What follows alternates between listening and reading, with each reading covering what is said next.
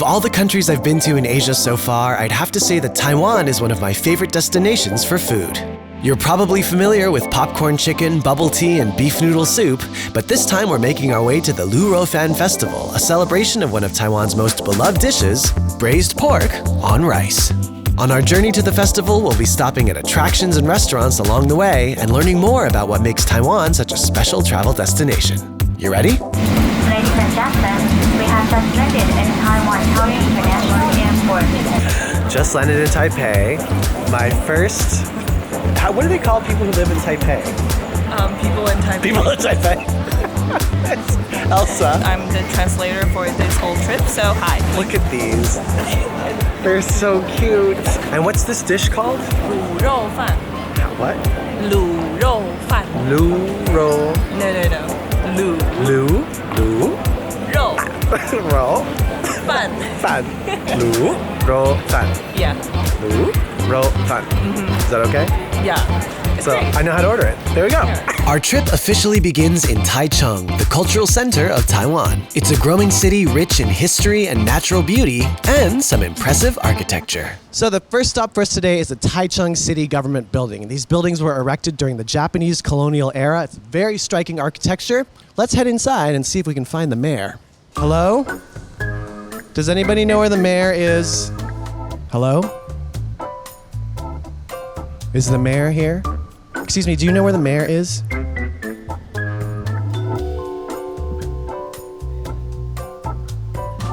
Where can we find the mayor? Do you know where the mayor is? Do you know where I can find the mayor? The mayor? Not here, sorry. Oh.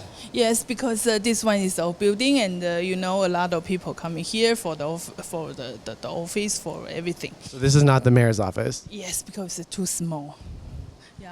You'll actually find many historic buildings preserved and converted for new uses in Taichung, like Shen Ji New Village, originally a dormitory for government employees. Today it's a spot to shop, eat, and meet some friendly locals. Hello, welcome to our store. Our gelato tastes good. So you have a few different flavors. Which one is your favorite flavor? My favorite is blue cheese. You can try. What do you want? 7 flavors. That's right. Okay, I'm gonna try blue cheese. Listen, I don't really like blue cheese on its own, but maybe in gelato form, it'll be different. Here we go. Oh, that's quite pleasant. That's very good. Thank you very much. Now that we've warmed up our palate, it's time for our first meal of the day. All right, made it to our first restaurant of the day. We're gonna try some Hakka Cuisine. What is special about Hakka Cuisine? For old tradition, Hakka Cuisine is about a little greasy and like salty, but now I try to fix it, try more healthy. All right, so take me into the kitchen. Show me around here. Our most famous dish is like a Hakka stew pork. First, we chop in like a certain shape, and then we braise it. And then later we have to deep fry, and then we put into steamer for like 2 hours. A total take 5 to 6 hours to make. So we spent the first half of the day in the city. Now we've driven about an hour outside to the wetlands. What are the wetlands? The wetland is a land with water. Thank you, dictionary.com. The Gaomei Wetlands are where the sea and land meet. Visitors can stroll down an 800-meter-long boardwalk, observing wildlife and windmills along the way.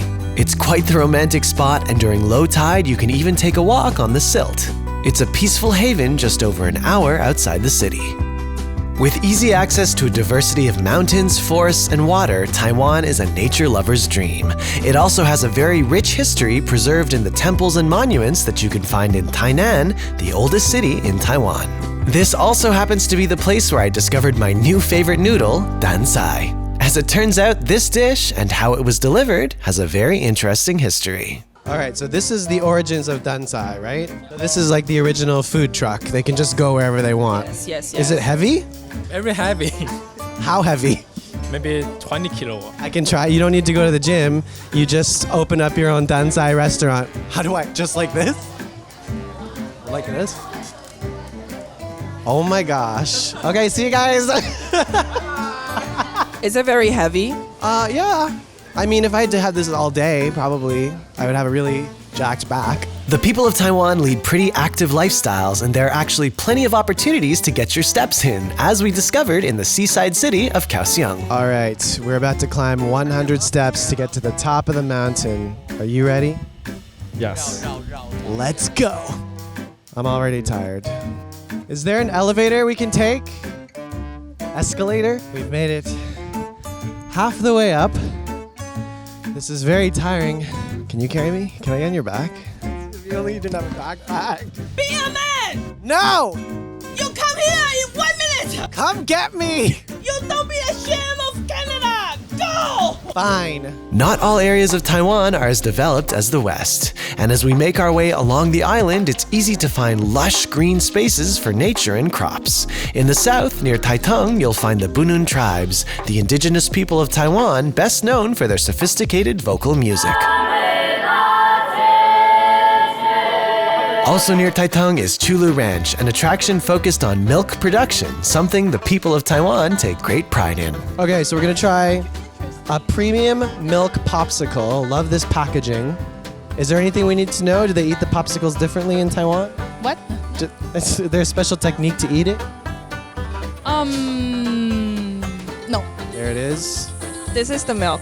It's good. You don't even need another flavor. It's very refreshing on a day like today. Cool.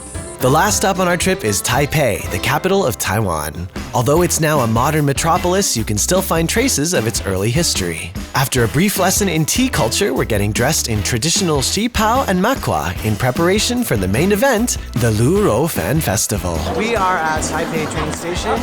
We're about to go to a press conference where they're going to talk about the Lu Rou Fan Festival. 我们台湾的卤肉饭在不在？为我们台湾的卤肉饭比个赞。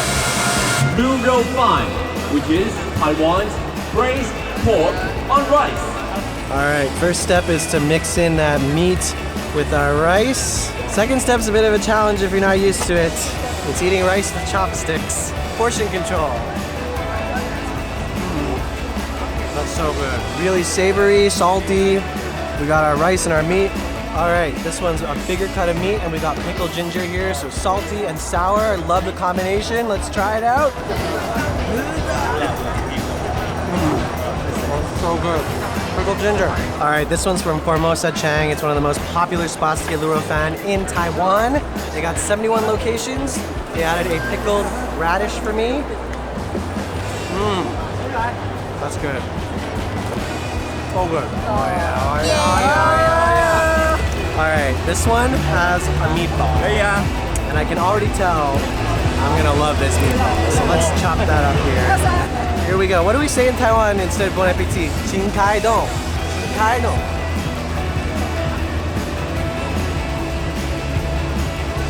Yo, this is my favorite. This is my favorite. And I love that they gave me a spoon so I can eat it twice as fast.